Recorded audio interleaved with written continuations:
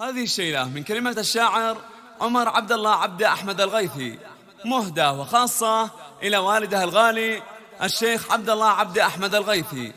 أهدى أبو حسام الشيبة.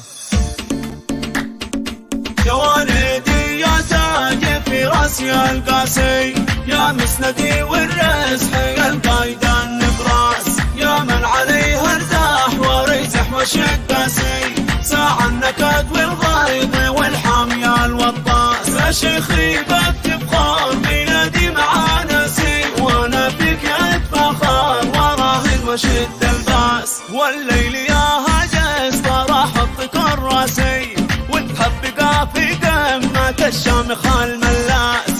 نحبها بياتي مع فنه جاسي، بالمسندة والحم يا ريال لغات الساس. سطر حروف اسم الذي يرفع براسي، عبد الله الغيثي ضمري وتاج الراس. يا والدي يا تاج في راسي القاسي، يا مسندي والرزح القايد النبراس، يا من عليه ارتاح وريزح وشقاسي، ساع النكد والغيظ والحامية الوطاس. يد المواقف والقاسم بحرها الراسي، بالفاعول الطايلة والحظا والباس. يا والد لك تاسح كل مقاسي، بالموقف الصارم والنصاف بين الناس، يا من كسب بالطيب رفعة ومجلاسي، فوق النجوم امتاز بالعرش والمجلاس.